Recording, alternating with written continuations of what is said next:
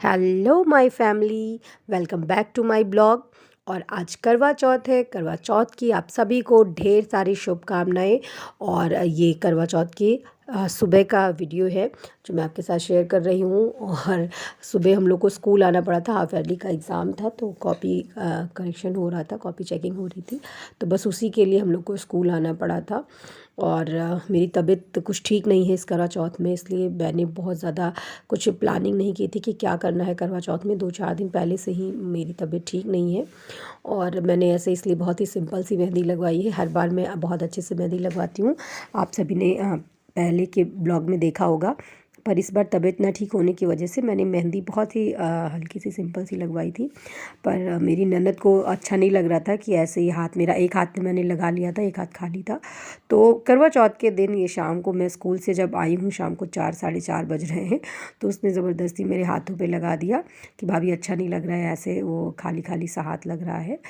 पर मुझे अच्छा लग रहा था, मैंने अपने आप को इस तरह से मेंटली प्रिपेयर कर लिया था कि कोई नहीं, तबीयत नहीं ठीक है तो कोई वो नहीं। आप देख सकते हैं मेरा चेहरा बहुत ही ज़्यादा उतरा हुआ है और मुझे हल्का सा फ़ीवर भी है, पर दवा नहीं खानी है, इस वजह से और भी ज़्यादा तबीयत ख़राब लग रही है। तो यहाँ पर पूजा की तैयारी हो रही है और ये सब जो पूजा में चढ़ते हैं वो उन सब छन्नी वगैरह को बनाया जा रहा है। और यहाँ पर हम लोग दाल के फरे बना रहे हैं, दाल भर के। और ये बहुत सारा बनता है, यहाँ पर हमारे घर पे बहुत ज़्यादा बनता है क्योंकि हम लोग को आस पड़ोस के लोगों को देना होता है। हम लोग के घर पे बहुत सारे लोग हैं जो काम करते हैं, वो भी प्रसाद के रूप में इसको लेकर जाते हैं। तो आप देख सकते हैं कि कितना ज़्यादा ये हम लेकर बैठे हुए हैं और ये सभी को अच्छा भी लगता है। तो घर में भी काफ़ी लोग इसको मन से खाते हैं, पूरे चाव से। और यहाँ पर ये मेरी थाली सजी हुई है, बस इसको प्रिपेयर कर। और यहाँ पर आप सभी देख सकते हैं कि ये मैंने साड़ी पहन ली है। और चूँकि मैंने बहुत ज़्यादा प्रिपरेशन पहले से नहीं की थी कि मुझे क्या करना है, कैसे करना है, क्योंकि मेरी तबीयत बिल्कुल भी ठीक नहीं थी, कुछ भी करने का मन नहीं हो रहा था, कोई इच्छा नहीं हो रही थी करने की। तो इसीलिए मैंने बहुत ज़्यादा वीडियो शूट भी नहीं किया और मैंने ऐसे ही किसी तरह साड़ी वेयर कर ली है, उसको बहुत ही ज़्यादा केयर से नहीं पहना है। पर मुझे कुछ नहीं, बस खाली पूजा करनी थी कि बस मेरी पूजा अच्छे से हो जाए और मुझे इस पर ज़्यादा ध्यान नहीं मेरा जा रहा था। ये मेरा चूड़ा है जो मुझे पूजा में पहनना था और मैंने ज़्यादा मेकअप वगैरह कुछ भी नहीं किया था, आप आगे वीडियो में देखेंगे। बस मैंने सिर्फ लिपस्टिक, बिंदी, जो कि हमारे श्रृंगार में महत्वपूर्ण होता है, मैंने सिर्फ वही किया था क्योंकि मेरा मन नहीं कर रहा था कुछ भी करने का। बहुत ही ख़राब सा फीलिंग, बहुत ख़राब सी हो रही थी, अच्छा नहीं लग रहा था। तो बस मैं फटाफट ऐसे ही रेडी हो गई थी। पर जब हम सिंदूर और बिंदी लगा लेते हैं ना, तो हम अपने आप में ही अच्छे लगने लगते हैं। तो मुझे अच्छा लग रहा था कि ठीक है, कुछ ज़्यादा ना होने पर भी ठीक था। और थोड़ा बहुत तो करना ही होता है क्योंकि ये जो फेस्टिवल होता है इसमें जो सुहागन महिलाएं होती हैं बहुत ही अच्छे से तैयार होती हैं। मुझे भी अच्छा लगता है कि मैं बहुत ही अच्छे से तैयार हूँ और मैं हर बार होती भी थी, पर इस बार कुछ अच्छा नहीं था, इस वजह से बस ऐसे ही मैं तैयार हो गई थी। और काफ़ी कुछ चीज़ें थी जो मैं भूल भी गई थी। जल्दी से तैयार होना था क्योंकि पूजा करने का समय जो था, मुहूर्त जो था वो निकल रहा था। तो यहाँ पर आप देख सकते हैं कि मैं लिपस्टिक लगा रही हूँ और उसके बाद में मैंने बिंदी लगाई और बाल मैंने कॉम्ब कर लिया, बस तैयार हो गई थी मैं। तो बस देखिए आप, लिपस्टिक और बिंदी लग जाने के बाद ही कितना अच्छा जो चेहरा होता है, चेहरे पे एक रौनक आ जाती है, बहुत ही अच्छा सा लगने लगता है पूरा आपका चेहरा। तो वही था कि ज़्यादा कुछ करना नहीं था, तो ये तो ज़रूरी ही था, इसको मैंने कर लिया। और ये मैं सेट पहन रही हूँ गले का, क्योंकि ये मैं इसी के लिए लेकर आई थी और मैंने इसको एक वीडियो में आपके साथ शेयर किया था कि ये बहुत ही अच्छा सा लुक देता है पहनने के बाद। तो इसलिए मैंने इसको वेयर कर लिया और वाकई में बहुत ही अच्छा लग रहा था ये। और ये मेरी थाल भी सज गई पूजा की। बस अब मैं पूजा करने के लिए जा रही हूँ, बाहर हॉल में पूजा होना है, तो यहाँ पर हम सभी लोग आएंगे, हम सभी लोग बैठेंगे और साथ में कुछ पड़ोस की औरतें भी हैं जो पूजा करने के लिए आएंगी। तो अभी आप आगे वीडियो में उनको देखिएगा। यहाँ पर चाची जी आ चुकी हैं और दीदी को आना है, उसके बाद में हम सभी लोग पूजा प्रारंभ कर देंगे। चाँद निकलने का समय 8:15 या 8:20 कुछ ऐसे ही है, तो उसके पहले हम लोग पूजन वगैरह कर लेंगे। जो भी हमें हवन कथा ये सब करना है वो सब हम लोग ख़त्म कर लेंगे। उसके बाद जब चाँद निकल आएगा तो चाँद को अर्घ देकर और हम अपनी पूजा को संपन्न करेंगे। तो यहाँ पर आपको मेरी आवाज़ थोड़ी सही नहीं लग रही होगी, क्योंकि मुझे कोल्ड है थोड़ा सा, इसी वजह से मेरी तबीयत और भी ज़्यादा सही नहीं लग रही थी, तो उसको माइंड मत करिएगा। और यहाँ पर मैंने पूजा प्रारंभ कर दी है और गौरी माँ को यहाँ पर सिंदूर चढ़ रहा है, वही प्रक्रिया मैं कर रही हूँ गौरी माँ को सिंदूर चढ़ाने का। और ऐसे करके जितने भी देवी देवता हैं उन सभी को यहाँ पर सिंदूर चढ़ाया जाएगा। और सब जगह पर सिंदूर अर्पण करने के बाद में फिर हम फूल पुष्प अगरबत्ती धूप दीप जो भी करना है उन सब के द्वारा माता जी माँ गौरी का और गणेश भगवान का सभी का पूजन करते हैं। तो यहाँ पर हम सभी लोग बैठ के पूजन कर रहे हैं। जो पड़ोस की महिलाएं हैं वो लोग अभी आई नहीं हैं, आने वाली हैं। यहाँ पर सिर्फ हम अपनी फैमिली के जो लोग हैं, चाची जी और दीदी और मैं, हम तीनों लोग पूजा कर रहे हैं। और चाची जी ने बुलावा भेजा है, अभी वो लोग आती होंगी, तब तक हम लोग यहाँ पर पूजन कर रहे हैं। और उन लोगों को बहुत ज़्यादा विस्तार से कुछ करना नहीं होता है, तो वो लोग ऐसे ही करती हैं। हम लोगों को अपनी परंपरा के अनुसार जो भी कुछ करना है तो वो हम लोग पहले इसीलिए कर ले रहे हैं। तो यहाँ पर आप देख सकते हैं कि फूल वगैरह चढ़ाया जा रहा है माता जी को, और सभी लोग पूजा में ध्यान लगाकर बैठे हुए हैं और माता रानी से अपने लंबी सुहाग की विनती कर रहे हैं, लंबी आयु की विनती कर रहे हैं कि पति की आयु लंबी हो, दीर्घायु हो, वो जब तक हम रहें तब तक सुहागन रहें। यही इच्छा हर व्रत करने वाली महिला के मन में होती है। इसी आशा के साथ वह यह व्रत करती हैं कि जब तक जिए बस सुहागन रहें, उनके नाम का सिंदूर मांग में भरते रहें हम सभी लोग। तो यही पूजा वगैरह है। और ये जो पूजा में चढ़ने वाली छन्नी वगैरह थी वो हम लोग अब माता रानी को समर्पित कर रहे हैं। और यहाँ पर आप देख सकते हैं और भी जो पड़ोस की महिलाएं थी वो लोग भी आ गई हैं। और अब हम लोगों का पूजन हवन वगैरह आरंभ हो गया है। और यहाँ पर हम लोग धूप दीप जो भी है वो उससे माता रानी को प्रसन्न करने की कोशिश कर रहे हैं। माता रानी हर किसी पे अपनी कृपा बनाए रखना, ऐसे ही सभी को सदा सुहागन बनाए रखना, सभी के सुहाग को अमर करना। आपका व्रत जो भी कर रही हैं या जो भी व्रत की महानता को जानता हो, उन सभी के सुहाग की रक्षा करिएगा। हमेशा अपने आंचल में हम सभी को रखिएगा। माँ गौरी ऐसे ही आपसे विनती है, यही प्रार्थना है। और यहाँ पर हम लोग आरती कर रहे हैं गौरी गणेश का और पूजन वगैरह कर रहे हैं माँ करवा जी का।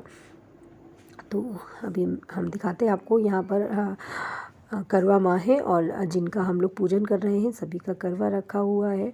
और ये व्रत है जो महिलाएं बहुत ही प्रसन्नता के साथ करती हैं, क्योंकि ये सुहाग को दीर्घायु करने के लिए ये व्रत किया जाता है।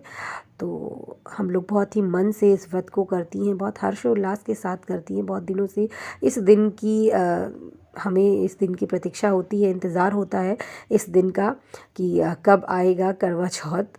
और हम सभी अपने मन की इच्छा को पूरी करने के लिए माँ करवा से विनती करेंगे और अपने सुहाग की भीख मांगेंगे उनसे, अपने सुहाग के लिए लंबी आयु दीर्घायु होने का वरदान माँ करवा से लेंगे।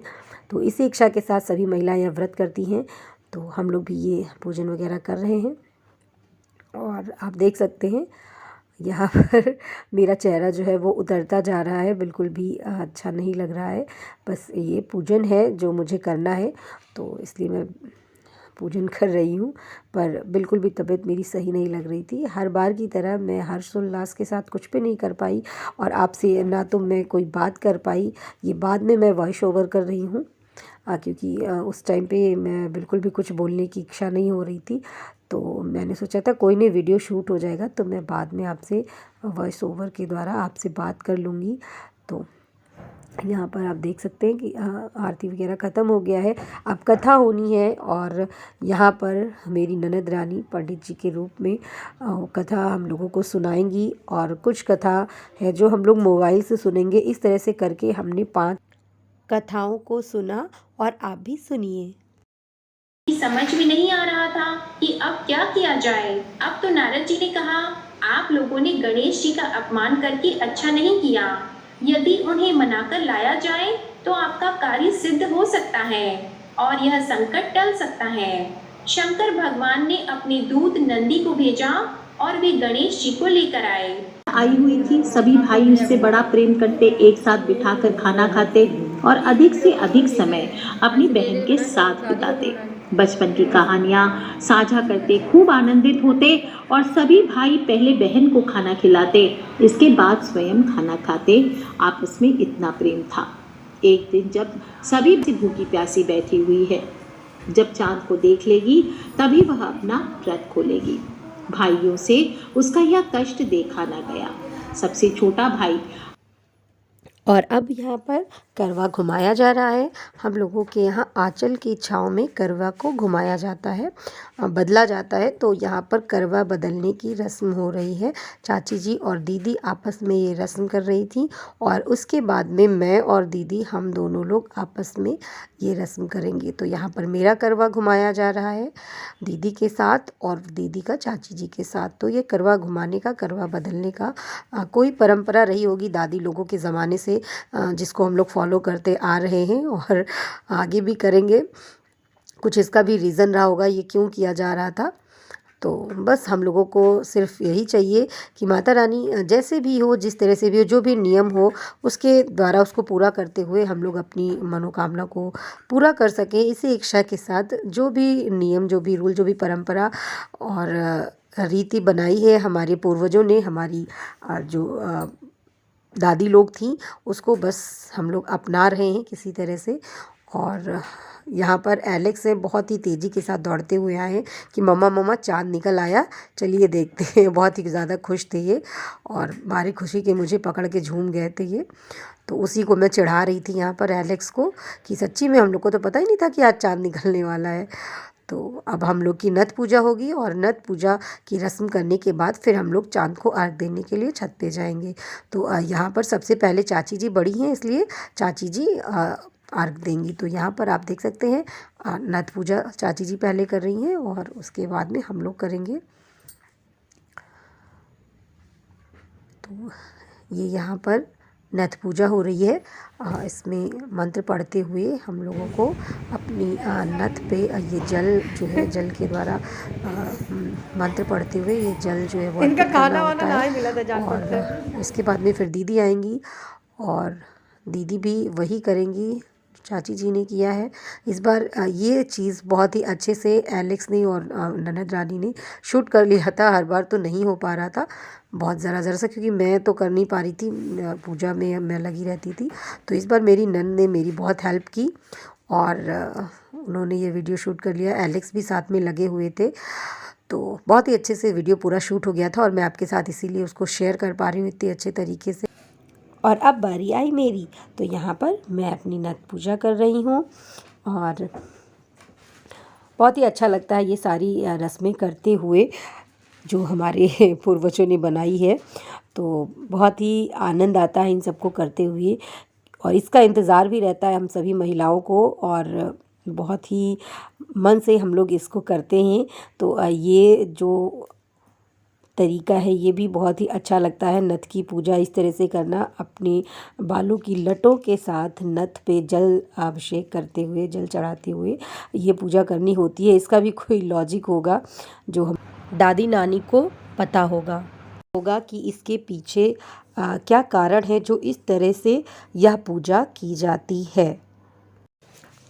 हमें तो सिर्फ इतना पता है कि हाँ, ये करने से अगर हमारा कुछ भला हो रहा है, कुछ अच्छा हो रहा है, तो इसको करने में कोई बुराई नहीं है। हाँ, अगर इसको करने से कोई नुकसान होता तो फिर ऐसी परंपराओं को मैं आगे फॉलो नहीं करती। पर जिन परंपराओं से हमें एक स्वस्थ वातावरण मिलता है या स्वस्थ विचार मिलते हैं, तो उन परंपराओं को अपनाने में मुझे कोई भी परहेज़ नहीं होता है। तो यहाँ पर मैं अपनी नत पूजा ख़त्म करके और अब अर्घ देने की बारी आई।